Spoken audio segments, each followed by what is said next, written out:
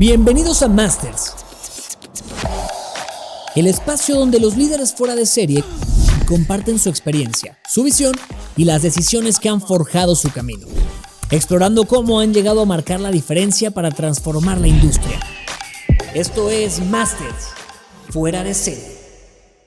Hoy en Masters nos acompaña una mujer que ha construido su camino desde la educación, el trabajo social y el servicio público.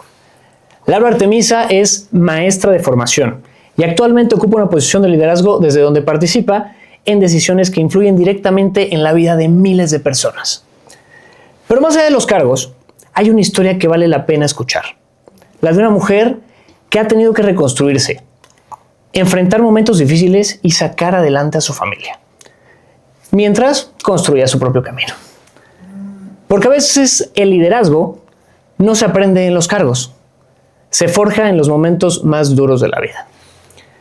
Hoy queremos conocer a la persona detrás del cargo. Ella es Laura Artemisa. Bienvenida. Muchas gracias, querido Adolfo. Pues, muchas gracias por toda esa introducción que acabas de dar y muy contenta de poder platicar contigo. Mira, yo agradezco muchísimo que estés aquí con nosotros en Masters Fuera de Serie. Para nosotros es un honor porque además eres la primera mujer entrevistada en el podcast, así que a mí me emociona muchísimo. Aplauso a todos los que están ahí atrás, por favor. Aplauso porque Laura Artemisa está con nosotros. Y Laura, yo sé que tú estás en un tema político. Sí. Pero yo no quiero meterme en un tema político. La verdad es que a mí me interesa conocer quién es Laura Artemisa. Pero quién es Laura Artemisa desde atrás. Y para eso me gustaría que cierres los ojos un minutito. Ciérralos y transpórtate a esa niña Laura. Esa niña Laura, ¿cómo la ves? ¿Qué estás viendo? ¿Dónde estás? Piensa en dónde estás, qué música se escucha. Piensa en todo eso. Y ahora sí, cuando estés lista, ábrelos y platícame qué viste de esa Laura. La niña Laura vivía en Tabasco, en Villahermosa. Ok. Mi papá fue petrolero, entonces viajamos mucho y en alguna etapa, sobre todo, pues yo creo que la que más tengo en mi mente es de los 3 años a los 9 años que estuvimos en Villahermosa. Y como infancia es la más clara que tengo y además muy feliz. Fue un espacio, siempre el sur es como más alegre, más libre. Y siempre estábamos jugando. No fui nunca una niña de muñecas. Okay. Jugaba muñecas para que mi hermana, la mayor, me hacía jugar con muñecas, prometiéndome que después jugaba conmigo a salir a la calle, cosas de bote pateado, cosas de ese tipo jugábamos. Entonces me tenía un buen rato siempre jugando con muñecas y al final me mandaba a volar, pero nunca fui muy de estar con cositas así de muñecas.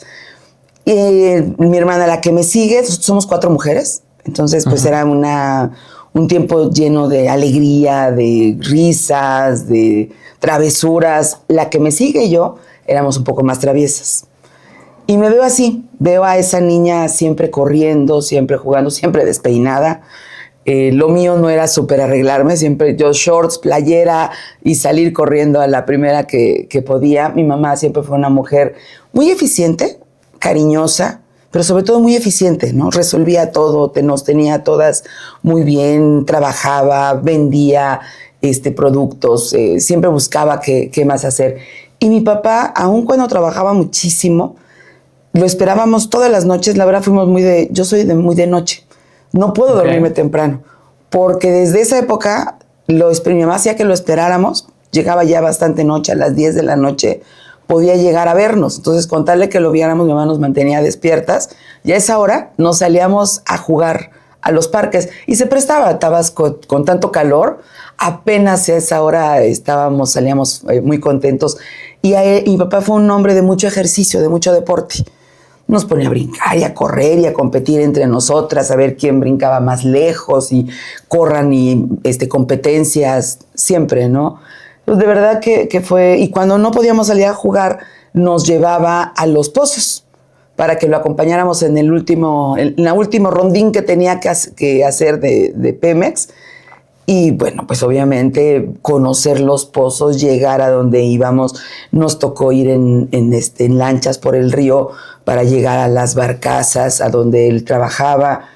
Fue una experiencia y una época de mucha libertad, un poco salvaje quizá, pero extraordinaria. La verdad, una niñez muy feliz. ¿Qué música escuchaba?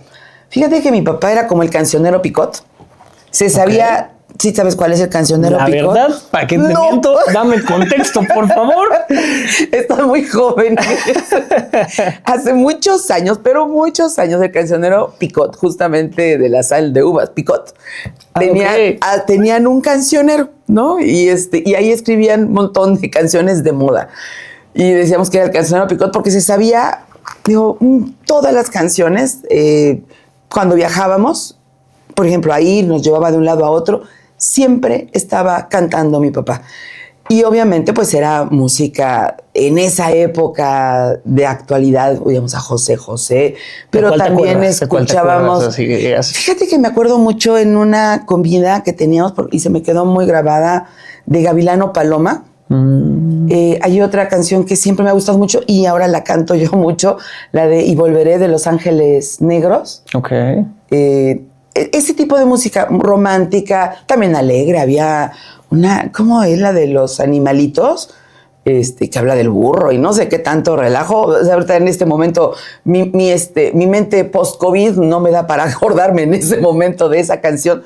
Pero son un sinfín de canciones. Entonces, casi todas las canciones que escucho, sobre todo antiguas, las conozco. No sé ni quién las cantaba, pero las escucho y las reconozco de la voz de mi papá. Así es que la música formaba parte muy importante de mi vida, ¿no? Y era siempre mucha alegría. Ok. Ese es el recuerdo que me llega de la niña Laura Artemisa, ¿no? Pero en esa época era arte. Okay. Nunca fui Laura. Siempre en mi casa me decían Artemisa, arte. Y mi hermana, la mayor, como no podía hablar bien, y era Artemisa, decía Atemicha, y entonces se me quedó, me dicen Tamicha. Tamicha. Hasta la fecha mi hermana, sobre todo mi hermana la mayor, la que siempre me dice Tamicha, ¿no? Y mi papá, para él era Tamicha. Uh-huh. Y era arte, no. El Laura nunca lo usé. No era parte de mí hasta mi etapa adulta. Ok. Oye, háblame un poco de tus hermanos. A ver, dices que son cuatro mujeres. Las cuatro mujeres. Somos 4 mujeres. ¿Cuál es el orden? ¿Qué orden ocupabas tú? Y háblame de eso, porque creo que por ahí dicen que cuando son 3, pues que el grande es como que el que más consciente, ¿no? ¿Cómo es? Es el que más se le exige, ¿no? Es el que más se le exige. Luego el de en medio dicen por ahí que ya pasa desapercibido, ¿no? Y el más chiquito es el más consentido. ¿Qué pasa cuando son 4 y qué lugar ocupabas tú ahí? Yo creo que pasa lo mismo, pero las 2 sándwiches eran mi hermana, la que me sigue, Erika, y yo. La mayor siempre fue más responsable, medio gruñona, pero siempre fue más responsable. Hasta la fecha siente que carga el peso de toda la familia, nos cuida mi mamá. Mi papá ya falleció, entonces a mi mamá y demás nos quiere cuidar a todo mundo.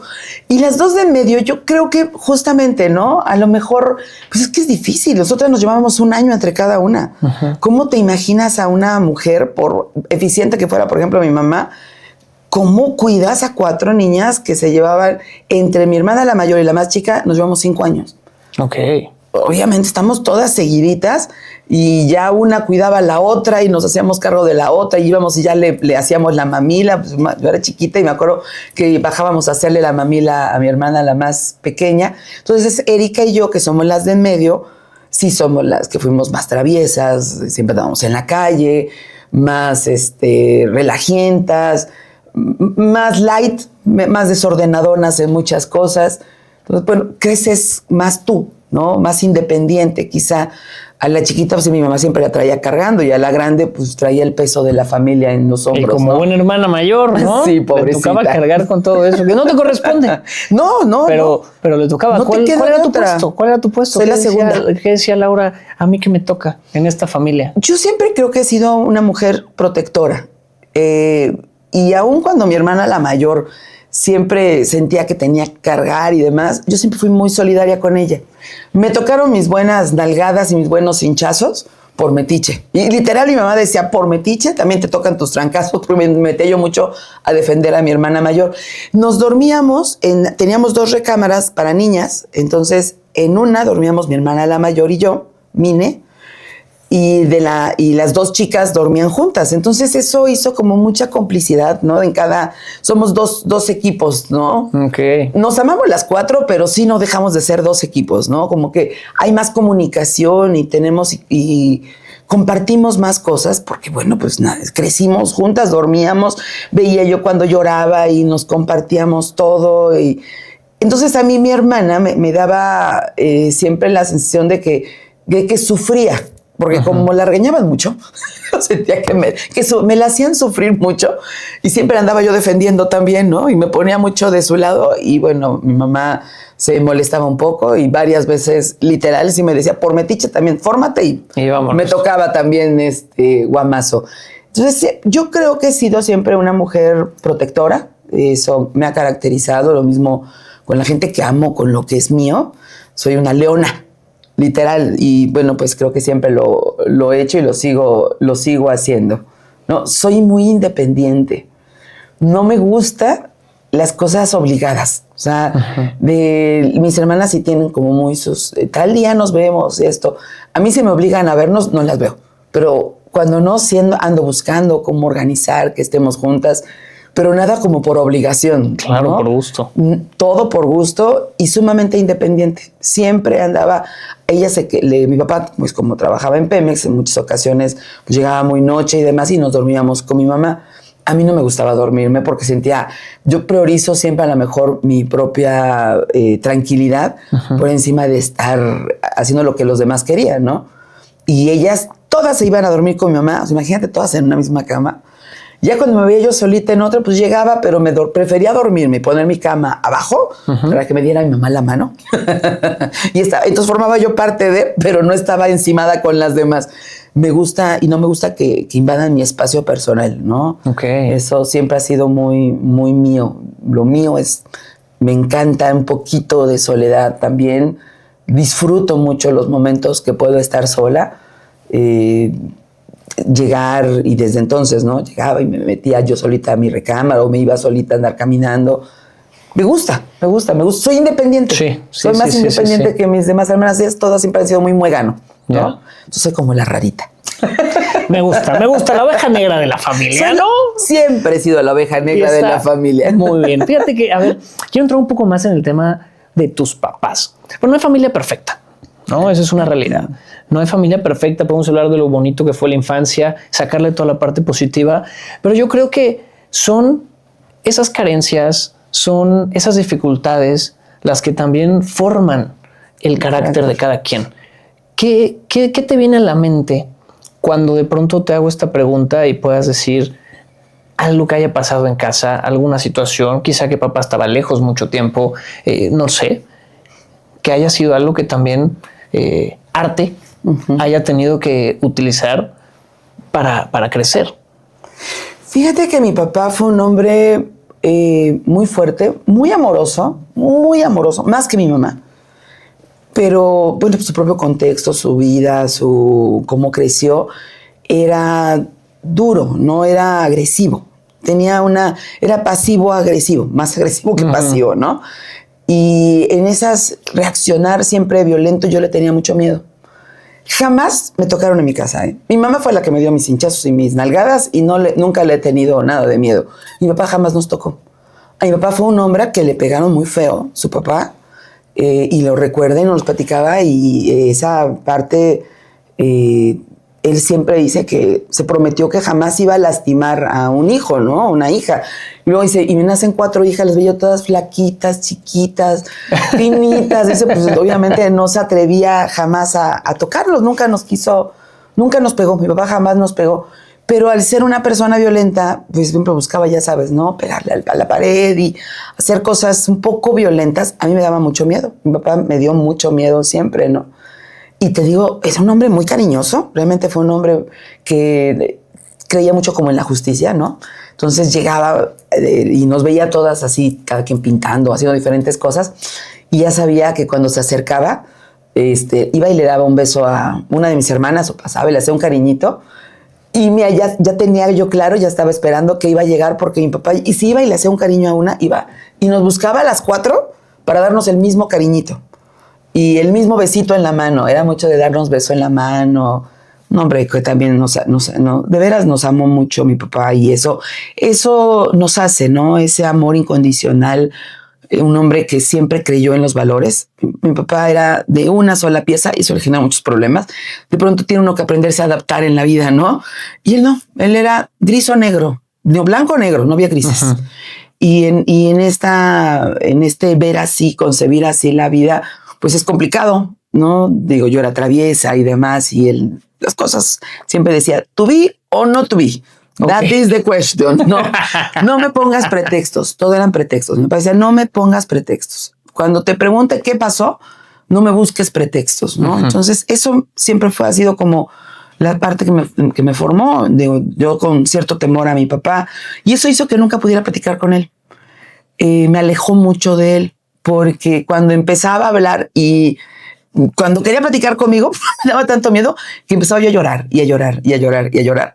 Y no, me trababa, o sea, literal, me decía, a ver, mijita, tranquilízate. O sea, se estresaba de ver cómo que nunca pude platicar con él, ¿no?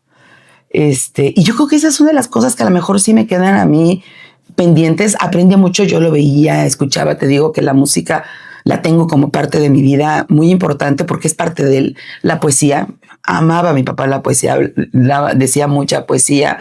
Digo que tenía una memoria extraordinaria, y entonces la poesía y la música era como de todos los días. Pero de lejos, ¿no? No tan cercano. No sentía que tuviera esa confianza para yo acercarme a mi papá, ¿no? Digo, no implica que no lo amara. Yo creo que soy una mujer kinestésica, porque lo percibo mucho todo por los sentidos, uh-huh. ¿no? Recuerdo mucho su olor.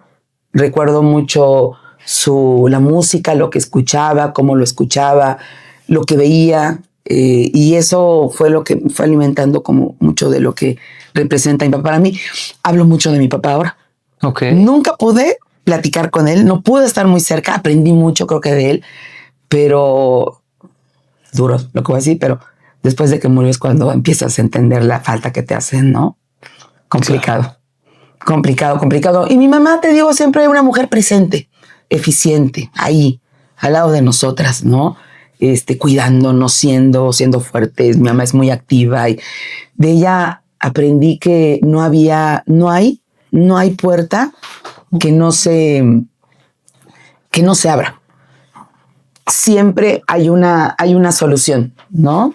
Siempre vas a encontrar una solución.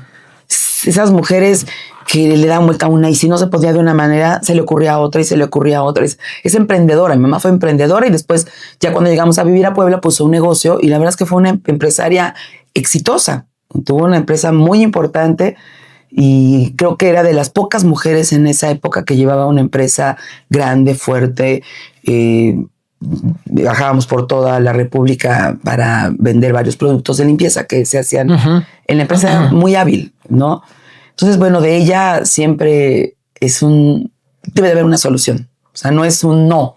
Necesitamos encontrar forzosamente una solución, ¿no? Claro. Entonces, bueno, pues decías, claro que nos hace y nos forma nuestras experiencias en el hogar. Creo que es la primera forma en la que vas entendiendo y aprendiendo de la vida.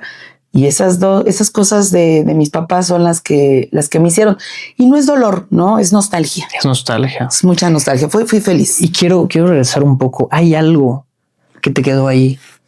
Que quedó ahí que no dijiste? Que no le dijiste.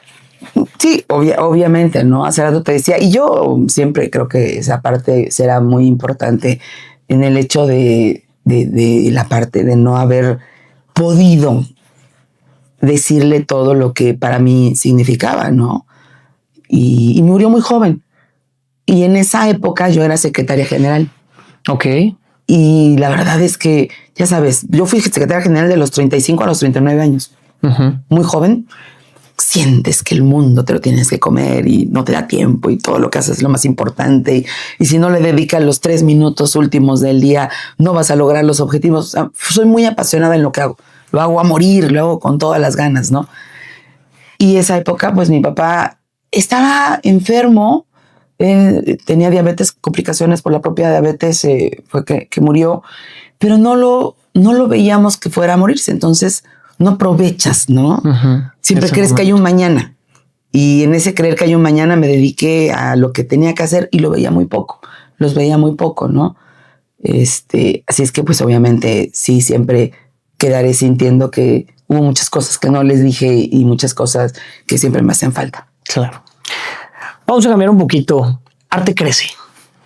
Arte crece y decide ser maestra. ¿Cómo es ese proceso en el cual tomas la decisión de dedicarte a esta vocación? Fíjate que ahí te voy a corregir un poco. Soy administradora de empresas. Ok. Yo estudié administración de empresas en la UDLA. La familia de mi papá es de maestros. Mi abuelo, mi abuela, muchos de mis tíos, mis primos, la familia de mi papá es de maestros. Ellos fueron directores, fundaron escuelas de la vieja guardia. Mi abuelo Rudo, mi abuelita tiernísima, hermosa, bella, una gran maestra. Y sin embargo, pues en mi propio escenario, te decía que mi mamá tenía una empresa. Eso siempre fui muy trabajadora. Me encantaba trabajar, me encantaba hacerme útil. Creo que ese siempre ha sido como más el tema, ¿no? Hacerme útil y sentí que acompañaba a mi mamá.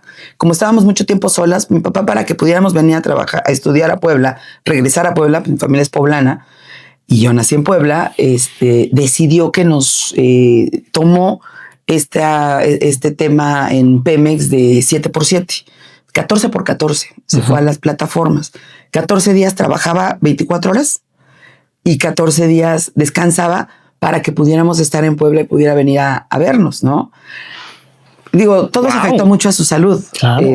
Pero y además decidió no seguir creciendo. Para él lo más importante era la familia, para él lo más importante éramos nosotras, ¿no? Entonces pues estábamos mucho tiempo solas y mi mamá pues era la que estaba a cargo y la veía yo que estaba hasta en la noche haciendo sus facturas y haciendo sus cosas. Mi mamá estudió contador técnico, esas carreras técnicas que antes estudiaban. No la dejaron, mi mamá quería ser médico, no la dejaron ser médico porque uno de mis tíos que iba a la universidad y estaba estudiando medicina le dijo a sus papás, oye, qué vergüenza, ¿cómo va a ir mi hermana también a la universidad? Si va ella, me salgo de la carrera, ¿no? Y no la dejaron estudiar. Entonces, entró a una carrera técnica nada más y desde muy joven ella entró al banco. Pero la verdad es que es una mujer sumamente inteligente y siempre le rodó muy bien la piedra y siempre se hizo a sí misma, ¿no? Entonces la veía yo trabajar mucho y trataba de estar con ella mucho tiempo. No porque me gustaran los negocios, sino por ser útil con ella, por acompañarla. Entonces aprendí a hacer las facturas, a calcular los costos, le ayudaba a estar viendo el tema de la producción. Siempre estaba yo pegada con mi mamá. Y más bien, ella sintió que estaba obligada a hacer, que iba yo a estudiar administración de empresas. O sea, determinó que iba a estudiar administración de empresas para ayudarla. Yo quería ser ingeniera química. Ay, me encantaban la química, las matemáticas, la biología. Las ciencias exactas era lo mío. Era lo que realmente se me daba. No las ciencias sociales ni humanas, Entonces yo pues quería estudiar ingeniería química y además le decía, no, pues eso nos va a permitir meter de manera más adecuada los laboratorios para los propios productos de la fábrica. Tenía muchas ideas, pero mi mamá estaba muy cerrada, muy metida en el tema de que si no, ¿quién la iba a ayudar? Y literal me lloró cuando ya había escogido mi carrera y terminé estudiando administración de empresas.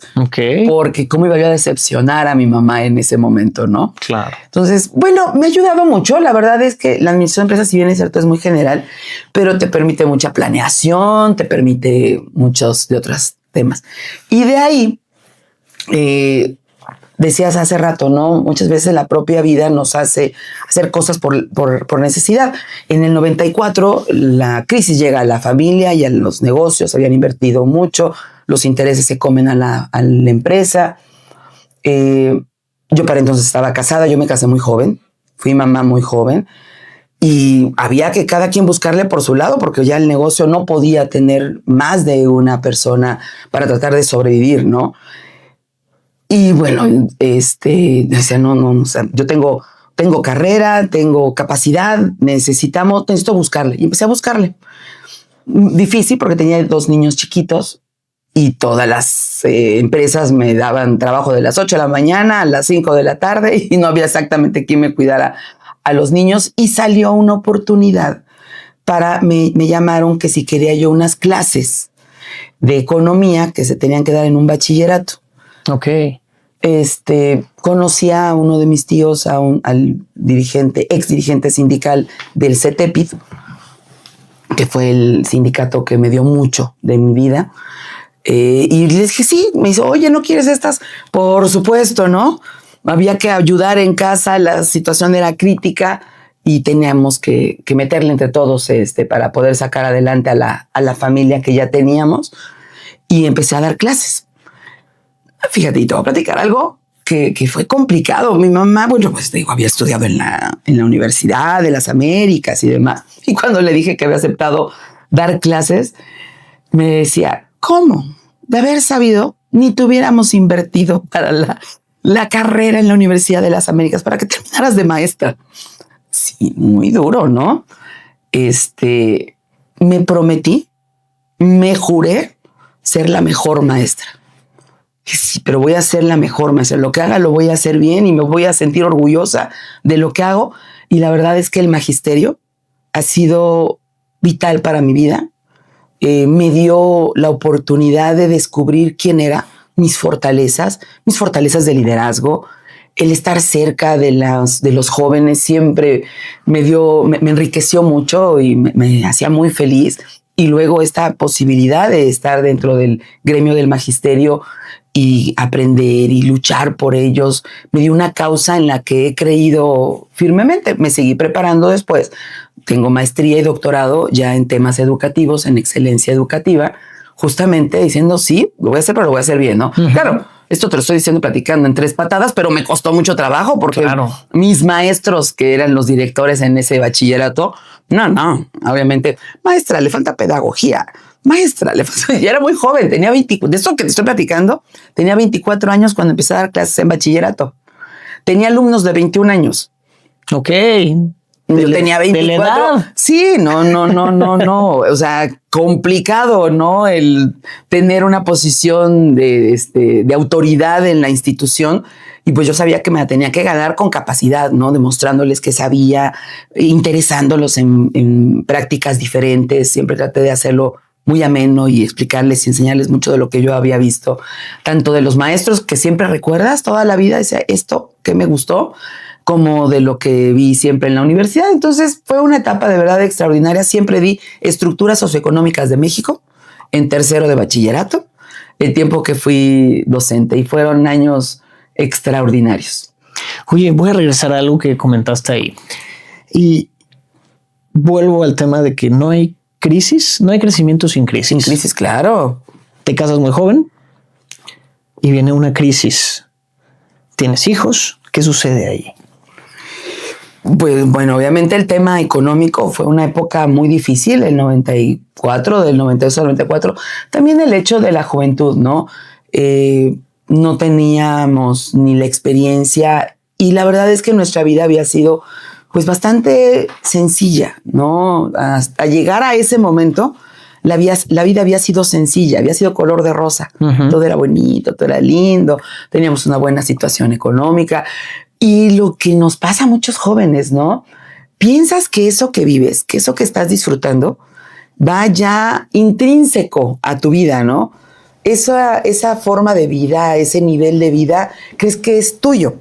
Pero no lo visualizamos, que era el nivel de vida que representaba 20 años de esfuerzo de mis papás uh-huh. y de los papás del papá de mis hijos, ¿no? Entonces, pues no era el nuestro. No teníamos por qué seguir disfrutando de eso, pero te cuesta mucho entender esa parte. Quieres vivir lo que todavía no te corresponde. quieres disfrutar lo que todavía no tienes, esa capacidad económica de disfrutar porque estás empezando, pero quieres empezar desde el nivel en el que partiste y este fue el resultado de la lucha de muchos años de tus padres, ¿no? Entonces, bueno, insisto, la situación económica obligaba a estar trabajando en esta parte. Siempre me sentí capaz y eso sí, siempre me he tenido la confianza para decir, ¿cómo no? O sea, no voy a poderme estar llorando y viendo lo que no tengo, lo que no pasa, lo que no tenemos para la comida de los niños. O sea, fue una época de crisis fuerte, muy fuerte, y además soy muy orgullosa.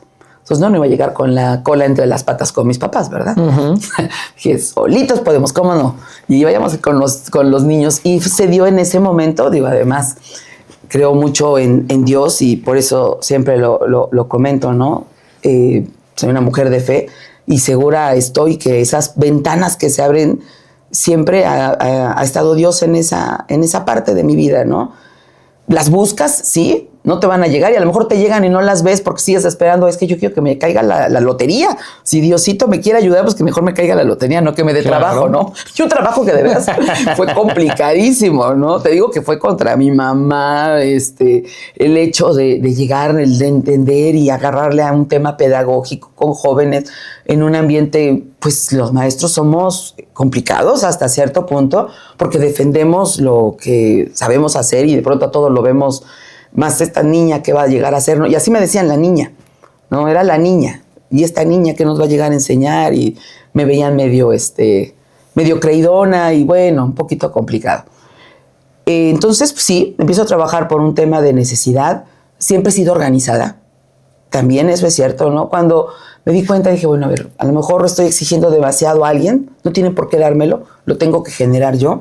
Y me dediqué a administrar lo nuestro, por lo menos que lo mínimo y tuvieran los hijos, que hubiera comida para todos y lo que ganara, que no ganaba mucho, tenía yo 12 horas, solamente era lo único que yo tenía en un principio, daba 12 horas de bachillerato y empecé a ser muy, muy cuidadosa con el tema del recurso.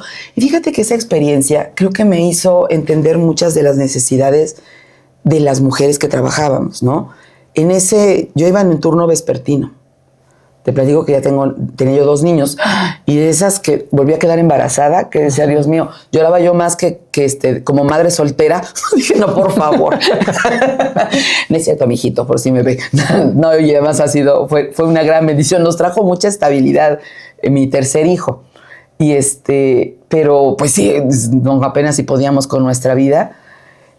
Y bueno, estar en la tarde, cuando ya todos los hijos están en la casa, y pues era súper complicado, ¿no? Porque me tenía que ir al bachillerato cuando los niños estaban ahí. Y bueno, pues buscaba una persona que me ayudaba con los niños, porque pues también su papá tenía que salir a trabajar, si no podíamos, no había para adelante, ¿no? Claro. Y me pasaron 1000 cosas, llegaba en las tardes y la que no se tomó las pastillas, sobre todo mi hija, que era la más traviesa de los 3, la de medio, como buenos hijos de medio, ¿no? Uh-huh. El pobre de mi hijo grande hasta gastritis tenía de chiquito, que ya no podía con el estrés con sus otros 2 hermanos. Y bueno, a lo que voy es que muchas de las mujeres que estábamos ahora que éramos mamás, sufríamos lo mismo, ¿no? No poder estar al lado de tus hijos, y obviamente no solo las maestras, sino en cualquier ámbito, ese doble papel que tenemos que seguir jugando las mamás, ¿no? Las mujeres trabajadoras, trabajas por una necesidad, aportas económicamente a tu familia, pero también es cierto que necesitas no dejar a un lado a la familia, ¿no? Uh-huh. Pues llegaba y me hacía bolas para tratar de que cuando me fuera ya había comida, llegaba y hacer tareas, y medio ver que estuvieran vivos ya por lo menos, porque estos 3 se mataban entre ellos, ¿no? A dormirlos temprano. Me volví muy ordenada y muy organizada, pero sí también entendí que era un común denominador lo que faltaba. Y lo primero que hice cuando me fui de representante sindical, salí del bachillerato, pedía yo que me ayudaran con más horas, que me ayudaran a sacarme y irme a un matutino. Pues obviamente había una fila inmensa de maestras y maestros que querían irse a un turno matutino. Pues yo era de las más jóvenes, no me hacían caso. Mis propias habilidades de llevarme bien con todos me llevaron al sindicato, y cuando llegué al sindicato, lo primero que hice fue buscar cómo sacar a todas mis compañeras maestras mamás del turno vespertino y mandarlas a turno matutino. Dejé la escuela sin mamás Entendiste en el turno. la necesidad que tenían Sí, las y era un mujeres en ese compromiso, momento, ¿no? como mamá. Me había ido y no era yo solamente, sino todas las que me habían acompañado y con las que compartíamos las mismas necesidades. Así es que he tratado de ser congruente. Si llegamos, llegamos todas, y llegamos ayudándonos y nadie se debe de quedar atrás, ¿no? Entonces sí, nos hace la necesidad, nos fortalece, pero creo que todas esas experiencias fueron haciendo de mí pues la mujer que soy, ¿no? Claro. Tengo la siguiente pregunta, no la voy a hacer yo. ¿No? Es una personita muy especial para ti. Y tú eres muy especial para ella. ¿Estás lista? Lista. Hola, Ma. Algo que admiro de ti es la fuerza que tienes cuando amas algo o a alguien. Yo quisiera saber si tú también puedes verlo. Y si es que sí, ¿cuándo empezaste a darte cuenta lo lejos que puedes llegar cuando sientes esto? Híjole. Yo creo que la vida te va llevando a hacer lo que necesitas hacer, no quizá lo que quieres hacer, ¿no? Y yo te decía hace rato que sé que soy una leona.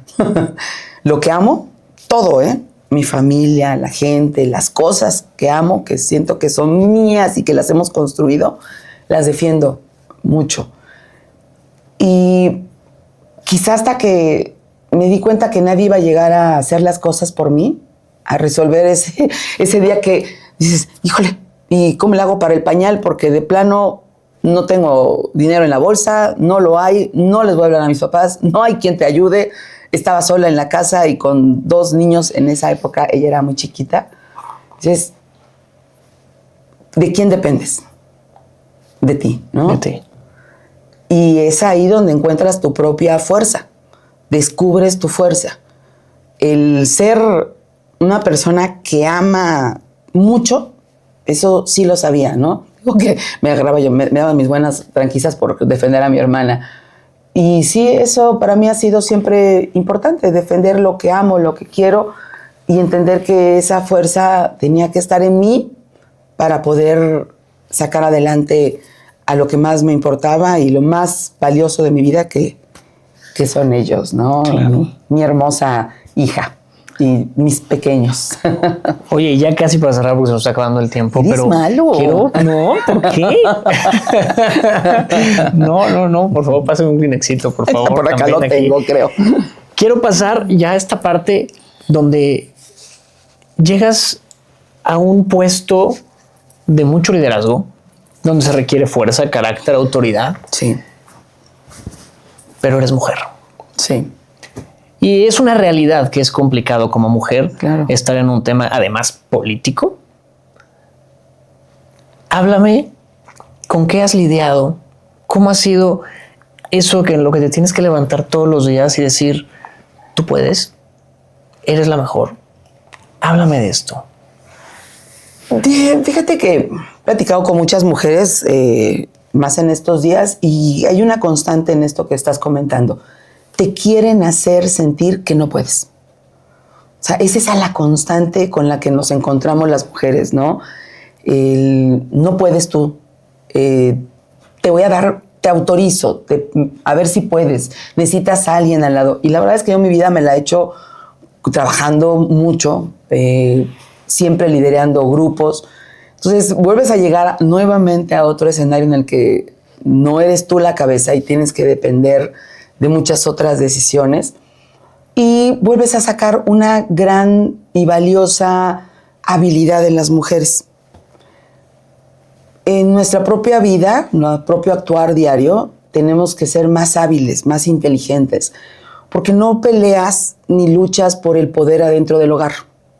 No lo peleas, lo ejerces. Con mucha inteligencia lo cuidas, haces, y las cosas se hacen porque tú las quieres hacer y porque tú las llevas a hacer de determinada manera. Es la realidad, ¿no? Sí. Pero no eres la figura al frente y gritas y haces, ¿no? Y esa habilidad creo que ha sido muy importante en esta etapa también de mi vida. Aprendes a no llegar a a pelear y a decir, y quiero que me reconozcan como líder. Ejerces, haces, eres eficiente, vas construyendo, generas la confianza de los que están alrededor tuyo con resultados, desarrollas prudencia, una prudencia que me ha costado 30 años desarrollar, porque nada de lo que soy yo era la que era hace muchos años, ¿no? Soy una mujer de muchas pasiones, entonces así, y por eso me era fácil tomar calles y hacer, y romper cristales y todo lo que tenía que hacer. Hoy si algo he desarrollado creo que es mucha prudencia, ¿no? Elijo las batallas que hay que pelear y las que no las peleo en este momento, ¿no? Va uno construyendo de manera más inteligente. Y creo que es esa parte en la que he tratado de siempre no perder el rumbo. Tengo claro hacia dónde voy. Me gusta planear. Me gusta decir dónde me veo. Hace muchos años me lo dije y sobre todo cada 10 años me cuestiono mucho, ¿no? A los 30, empecé a los 30 años, a los 30. ¿Cómo me veía de los 30 a los 40? ¿Qué iba a hacer de los 40 a los 50?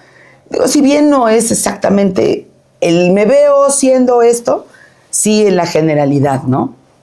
Entonces, tengo claro cómo voy caminando, qué voy haciendo, cuáles son los planes que tenemos. Me compromete mucho los equipos. Sé que hay mucha gente alrededor mío que es parte de un equipo, que van creyendo en lo que vas tú construyendo, y eso me obliga a no tirar la toalla, ¿no? Porque por supuesto que en muchos momentos sientes que te quieren dejar hasta aquí, ¿no? Sí, pero estas decisiones son de hombres poderosos, ¿no? Acá no entran mucho las mujeres. Te dejo hasta aquí avanzar.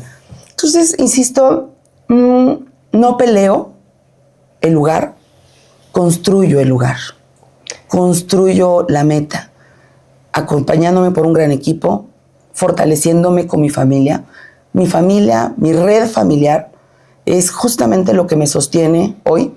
No me va la vida en ambiciones de decir, tengo que hacer esto sobre cualquier persona, voy a hacer lo que sea. Y esto es de pronto lo despiadado de estos ámbitos, ¿no?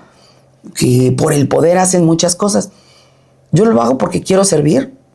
Me queda muy claro que mi familia es mi motor, y la confianza de un equipo, de cuidarlos, de caminemos juntos y que se la están jugando conmigo, no me deja tirar la toalla.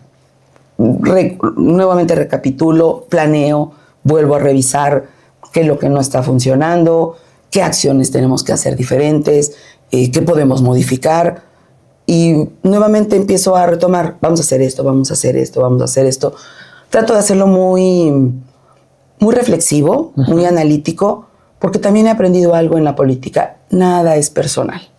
Lo repito mucho con mis compañeros. No es personal, porque de pronto es que dijeron, hicieron, te hicieron. No te preocupes, no es personal. Están buscando, es su estrategia, no es personal. No son nuestros amigos, no son nuestros enemigos. Tenemos que saber en quién confiamos y tenemos que fortalecer nuestro trabajo, ¿no? Claro. Entonces, creo que trato de quitarle un poco de esa pasión de decir, no me dejan llegar porque soy mujer. No me aviento al piso, ni mucho menos. Veo todavía muchas conductas misóginas, sí. Veo muchas conductas en las que si tienen que poner a alguien al frente, quieren que sea un hombre porque piensan que ellos tienen más posibilidades de tomar buenas decisiones que nosotras. Entonces, a la fuerza te quieren poner a un hombre acá para que te revises si estás tomando buenas decisiones, ¿no? Pero bueno, es comprensible. Y lo único con lo que uno puede cambiar es demostrar la capacidad de las mujeres, y mi compromiso es que a donde he llegado es dejar muy en alto el hecho de que mi toma de decisiones sea eficiente, sea inteligente, que logremos hacer muchas cosas, porque eso le va a abrir o cerrar puertas a las mujeres que vienen atrás de mí. Cuando una mujer se equivoca y no hace las cosas bien, nos cierra muchas puertas a nosotras, porque de por sí ha costado muchísimo trabajo. Entonces, bueno, sé que tenemos que esperar, y esto será generacional, y verlos a ustedes con otro chip, es la gran confianza que tenemos de creer que tendremos una sociedad más justa para nuestras hijas. Hoy tengo 5 hijos, tengo una extraordinaria, maravillosa familia reconstruida. Y ellos mismos se dicen que son los tuyos, los míos y los nuestros. Se ayudan, se cuidan, se aman. Y tengo 3 maravillosos nietos y un esposo que me ayuda, que confía en mí, que, no deja de salir de pronto sus temas. Es muy fuerte de carácter. Pero eso me ayuda mucho, ¿no? Si no quiero a alguien que haga lo que yo quiero, sino que me ayude a pensar diferente y nos hemos construido una extraordinaria familia también reconstruida. Qué bonito. Muchas felicidades. Muchas gracias. Muchas felicidades, Laura. Tenemos que cerrar más, sí, pero quiero que le des un mensaje. Eres una mujer que, como nos has platicado en todo este podcast, y te lo agradezco mucho, te abriste con nosotros, que has tenido una vida de una mujer mexicana luchona, sí, que pasó por momentos bonitos, tuvo temas fuertes, tuvo crisis económicas, pasó por crisis amorosas, pasó por ser mamá, tener que trabajar, y ahora también estás en un punto de éxito, pero con muchas cosas alrededor que hay que seguir luchando. Así es.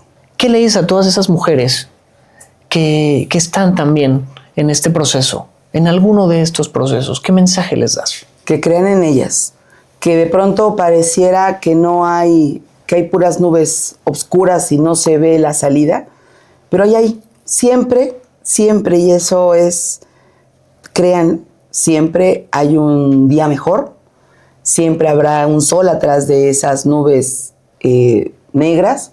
Confiar en ellas, confiar en el amor que las mujeres podemos y sabemos dar. Caminamos con corazón, caminamos con amor, y el amor no puede fallar. Así es que eso te levanta, verlo con alegría, verlo siempre con optimismo y seguir luchando. Y sobre todo, encontrarnos entre mujeres y seguirnos ayudando como mujeres. De por sí el camino es complejo. Y si no entre nosotras nos ayudamos a salir adelante, será más complicado. Así es que debemos de seguir creyendo en nosotras, por esas niñas que vienen atrás de nosotras, por nuestras hijas, por nuestras nietas. Vale cada momento, vale cada segundo de lo que hemos hecho. Y claro que podemos las mujeres. Es tiempo de mujeres. Real. Hay que creérnoslas. Hay que creérnoslas. Muchísimas gracias, Laura, por tu tiempo. Gracias por esta entrevista. ¿Quieres decir algo más antes de cerrar? No, todas somos, y por eso la importancia, y trato de compartir y comunicar siempre todo lo que soy, porque si eso ayuda a alguien a entender que el camino no es que alguien tenga muy mala suerte, son parte del camino, es parte del trayecto, pero al final podemos, por supuesto, e insisto, sigan confiando en ustedes. Y aquí tienen una amiga, aquí tienen una mujer que estará caminando con ustedes siempre que pueda. Pues muchísimas gracias, Laura. Gracias a todos los que nos vieron en este podcast. Vayan a seguirnos, suscríbanse al canal, compartan y hagan llegar este contenido a mucha más gente, a muchas más mujeres, y esténse bien pendientes porque aquí en Masters siempre vamos a tener a las personas detrás del cargo. Muchas gracias y esto fue Masters Fuera de Serie. Adiós.